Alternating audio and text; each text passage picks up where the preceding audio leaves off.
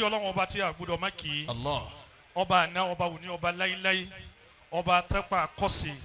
ọba tó dúró tí ò farati nǹkankan tí nǹkankan ò lè dúró láì farati Allah. ọba tó jáde wípé kò sẹ́ni ó máa bó ti tó òun nìkan ló máa bó ń kálukú ti ma ọba tó ṣe nǹkan márùn tí ó yapa nǹkan márùn bẹ́ẹ̀ ni eléríire àti eléri ibú èso rẹ̀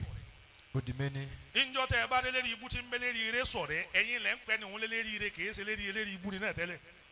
La ilaha illallah. Ọlọ́run ọba àlekè ọlá kò fi èèyàn alàyè nínú èèyàn kò fi wé òkú nínú èèyàn kò jọra wọn. Odimeji. ẹlẹ́ẹ̀kẹta ẹni tọ́lọ́run ojú ẹni èṣù. Odimeta. ẹlẹ́ẹ̀kẹrin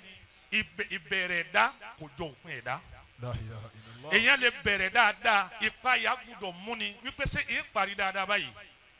Odimeni. ẹlẹ́ẹ̀karùn-ún òun ni tí ń wò ní ìràdà Ọlọ́run lára Sheikh Mukhtar tí wọ́n dìde nísìn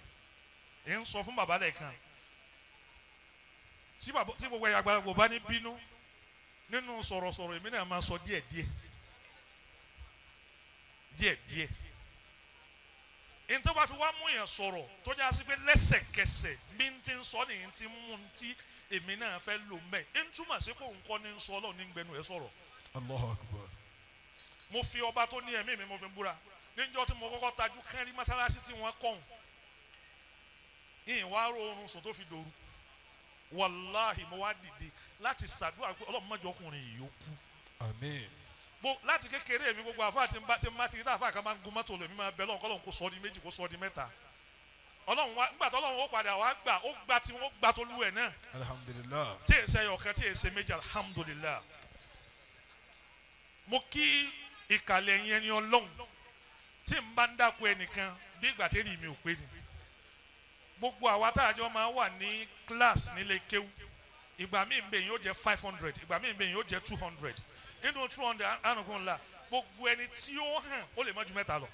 Allah. ń túmọ̀ sí pé gbogbo ẹ̀yin bàbá níjòkó yìí gbogbo yín yẹn ọ̀nàrẹ́bù ní lọ́dọ̀ Ọlọ́run èmi kọ́ ọmọ wí alukur'anu ló wí Ọlọ́run ní thumma awrathna al-kitaba alladhina istafaynahu min ibadina ẹni abá ní ó kéwú tí kéwú yé èèyàn wa ni ẹni ẹ̀sà ni alápọ̀nlé ẹ̀dá ni gbogbo yín yẹn ìtì débàní táyé báni káwọlé nípa àgbà kò ṣe lámọ́ yọlọ́mọ́jọ́ ó débà yín. Àmín. Sheikh Qomoruddeen Sugar Adamallahu hayatahu. Sheikh Sugar àwọn èèyàn fẹ́ sọ mí lẹ́nu nítorí wípé láti 2017 ní ti máa play orin wọn àbí díkìrì wọn wọn wá play rẹ̀ dáàrin kan àwọn èèyàn padà wá fẹ́ tẹ́lẹ̀ mi máa fẹ́ rà yóò wá ní akànkùnlá mo ti sẹ́ndì 2000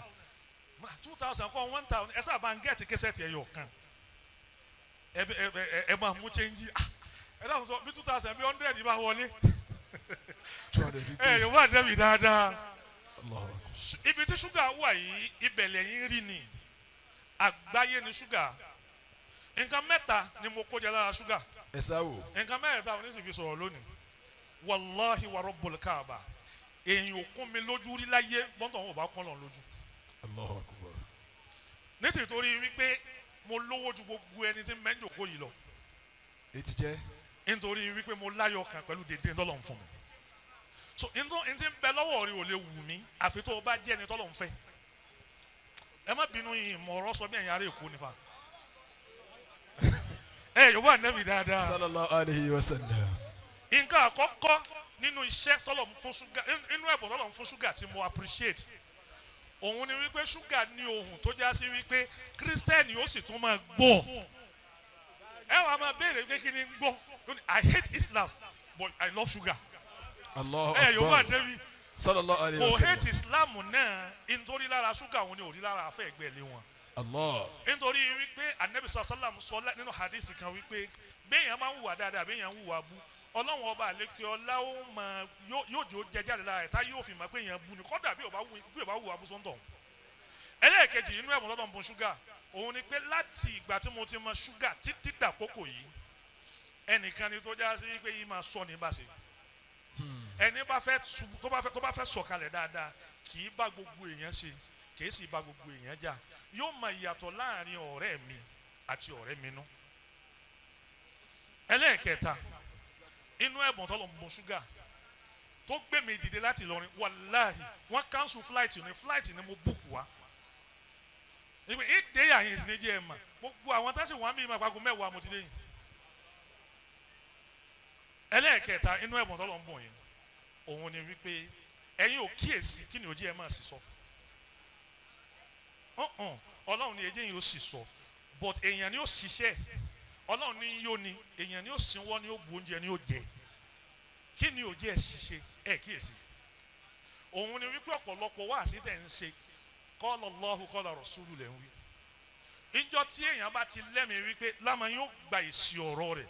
olùyọ ó sì ṣẹ̀sìn darí nítorí gbogbo ẹni tí ń bá ń wẹ̀wù gbéraga lòdì ẹni àbùkù lọ́wọ́ ni wọ́n tẹ́lẹ̀ ọ̀rọ̀ tẹ́mi fẹ́ sọ wàláyé lẹ́bi àti sọ̀rọ̀ níyìn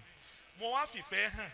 nítorí wípé mo fẹ́ host yín lérí rédíò mo fẹ́ host yín lérí Star Times káyé ó mà wípé ṣúgà o èèyàn mi ni yorùbá nẹ́bi dáadáa sallallahu alayhi wa sallam. ọ̀rọ̀ tí mo fẹ́ sọ ọ̀rọ̀ méjì àbí mẹ́ta ni ń sì sọ mẹ́tẹ̀ẹ̀ta àbí mẹ́rin láàrin ìṣẹ́jú mẹ́ta nítorí wípé ìṣẹ́jú kan lérí rédíò owó ni bàbá ńlá owó ni èèyàn wá rí mẹ́ta lò alákọ̀ọ́kọ́ ẹ jẹ́ ń gbé lọ́dọ̀ àwọn obìnrin yìí gbogbo ẹni ó bá lọ́kọ nù yín Mawlid Nabiy là ń ṣe à ń ṣe NURU-N-NAJAT day bàbá la fẹ́ kọ́ mọ́sálásí ṣé ò ṣúgà tó bá jẹ́ aṣọ wípé ìjà àfọwù mi láyé ọlọ́run ló ṣe fún mi mo fọlọ́run fi yín lẹ́mìí balẹ̀ wípé a sì mọ́sálásí lọ́dún tí ń bọ̀ àmín ọlọ́run ti ṣe yíhun inshallah gbogbo àwọn wọ̀nyí yóò ní jòkó kọ́lọ́run wá lóhùn òré yẹn alhamdulillah èrò kọ́ ló wà yín ìyẹn ni ọmọ ẹni ọlọ́run rèé Sheikh Adam ní hasbunallah ẹ gbàgbé ọdún eré ẹja gbọ́dún eré tí ọdún eré tí òjò onílárí nù family house yín dédé yàrá bàbá rẹ tébù tó lò àti tíà iná bàbá rẹ lò òun ni wọn náà lò atẹ́kùn fi wọ́n sí i mọ́ ọ lérí ọmọlẹ́yìn kan wájú ọlọ́run ebo la fẹ́ dalẹ́wọ́ wọ́n ní dátì bàbá rẹ wo mọ́tẹ̀gbẹ́ yà yín wo ó sẹ̀sìn ni ó wọ sàárè ṣáájú sàárè nítorí sàárè lòdì ó ti pa ni. ṣé o ṣúgà ẹ̀kọ́ àkọ́kọ́ tí mo fẹ́ káwọn obìnrin yìí orí kọ́ wọ́n dúró tì yín dáadáa ṣùgbọ́n bí wọ́n ti dúró tì yín kí wọ́n gbìyànjú káàrin wọn àtọkọ wọn má bàjẹ́. tọ́ láwọn obìnrin. àfa àtẹ̀yìn bá gbà fún yóò bá yẹn ṣiṣẹ́ tọ́ ọlọ́run ó jẹ́ rí yorùbá mi gbọ́ yé yorùbá lọ́run yẹn ló máa ń sọ ní ẹ má bínú ẹ̀yìn mi kó sọ ẹ ti gbọ́ ọ. akọ̀rọ̀ fún wọn la bàbá mi dáadáa àfa àtẹ̀yìn bá gbà fún yóò ràn yàn lọ́wọ́ bó o ló ti ráyé gbé ni ọkọ ẹni ni ó kọ́ ni bó o ló ti ráyé lò kí wọ́n á ní kí ni ìyàtọ̀ ìráyé gbé àti ìráyé lò kéèyàn ó rówó ná kó bá gbà mú ó ráyé gbé nù ẹni tó máa ló ráyé lò òun lẹni tó lẹ́yìn obìnrin tó bá fẹ́ lẹ́yìn ó lè gbà fọ́kọ ẹlẹ́ẹ̀kejì nínú mẹ́sẹ̀gì mi gbogbo ìran àfáà tí wọ́n bá ń gbé microphone fún kó sọ̀rọ̀ ẹ jẹ́ àmà ìyàtọ̀ láàrin I want to trend or I want to deliver the message of God. These are two different things. I'm very sorry gbogbo ẹni tọrọ yẹn bá ta bá èmi náà wà lórí social media but lọ́pọ̀lọpọ̀ gbà a kì í fi action judge intention nítorí wípé àníyàn yẹn máa yàtọ̀ sí iṣẹ́ ẹni lọ́pọ̀lọpọ̀ gbà ṣe lọ́pọ̀lọpọ̀ ẹni tí ń ṣe wáàsí à ń wo kí ló lè trend là ń fi ń ṣe wáàsí à wo kí lọ lọ́wọ́ ọba àlekè ọlá ní ká wí ẹ má gbàgbé pé ẹ̀yin àfáà náà lẹ kọ́ wa wípé tó bá dojú àlìkí àmọ̀ bẹ́ẹ̀ ló ń bá rò pé wọ́n bá nǹkan lọ́dọ̀ ọlọ́run ó padà dá a padà wípé àwọn tó fẹ́ kí wọ́n rí ọ láyé ṣé wọ́n ti rí ọ lè gba ládàá rẹ lọ́wọ́ wọn gbogbo àfáà tí ń bẹ níyà yín ẹ kíyèsí nǹkan mẹ́ta níbi tí ju microphone lẹ́nu nǹkan àkọ́kọ́ gbogbo sẹ́tò bá ti ń ṣe tẹ́mì rẹ bá ti ń wò ní wò wípé ó dàbí ẹni wípé àwọn èèyàn notice mi mò ń gain followers àwọn èèyàn ń rí mi ṣẹ́rí kò sábúrú níbi ká fi social media ká fi pawó kò sábúrú mẹ́ business venture ni but tó bá ti ṣe wá síta tó bá lọ́rọ̀ ẹ̀fẹ̀ kan àbọ̀rọ̀ àlàyé kan àbọ̀rọ̀ kíní kankan wá ṣe yíwọ̀n lọ́tọ̀ this for God this for myself ọ̀tọ̀ọ̀tọ̀ lọ́rọ̀ ọ̀pọ̀lọpọ̀ ẹni tí ń ṣe wá sí lónìí kí ló dé ìwọ tó já sí pé ayẹyẹ kan tó kà náà ò rí tú wọ́n ṣe àwọn ọmọ mẹ́ta ṣe wọ́n ń to kíní tripod síwájú wa tó òun ò tún jẹ́ rí náà lérí ọ̀rọ̀ tó ní tí ò ní mí nì. torí kíni.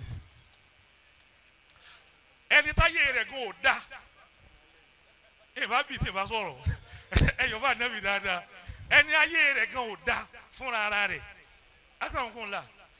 ẹni tó já sí wípé ìyàwó ẹ̀ ń lọ sọ mọ́ lọ́rùn níta gbangba nka yìí là lọ́wọ́ ìyàwó náwó sí lọ́ọ̀kan àbí ó wà lórí mímbà tí ń kíjí mà ìyàwó náwó sínú ọkàn ẹ̀ kan àbùkù wọ́n tó ń ṣe àyàké tó bọ́ sórí social media tó ló fẹ́ di motivational speaker sáyẹ̀ rẹ̀ wà motivated. Inta bá fẹ́ fi jẹun káàrin lọ́tọ̀ I did my degree my masters my PhD nítorí pé mo fẹ́ fi jẹun èyí tá a bá fẹ́ fi ṣètò ọlọ́run kó jọ́tọ̀ owó tẹ̀ ń sẹ́ndì ṣíṣe òkọ́mọ́rù ṣúgà mo lè pè wọ́n dìde tí wọn ò sí ní jàmíyàn wípé èyí tẹ̀ ń ná sí kọjá tí wọ́n ń sẹ́ndì sí. Mélòó nínú àwọn èèyàn tí wọ́n rí bí yín tí wọ́n ń fọ́ kọ́lọ́hún gbà ni wọ́n ná fọ́lọ́hún.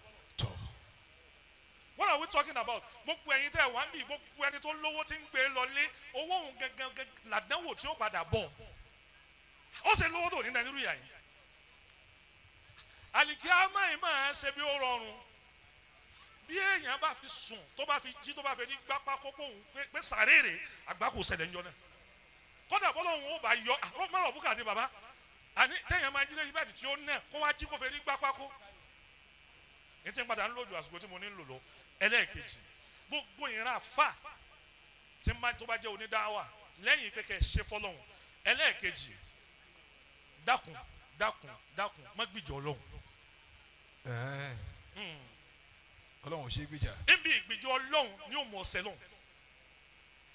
Èmi máa sọ bẹ́ẹ̀ ẹnìkan ní a máa ṣe mòlúdì ẹnìkan ní a ṣe mòlúdì mo sọ lórí rédíò ní Friday tó lọ yìí mo ní méjèèjì àwọn méjì náà wọ́n right ẹ fẹ́ bí mi lọ́nà wo ẹni ó ní a máa ṣe mòlúdì bàbá wa ìfẹ́ ànẹ́bì lónìí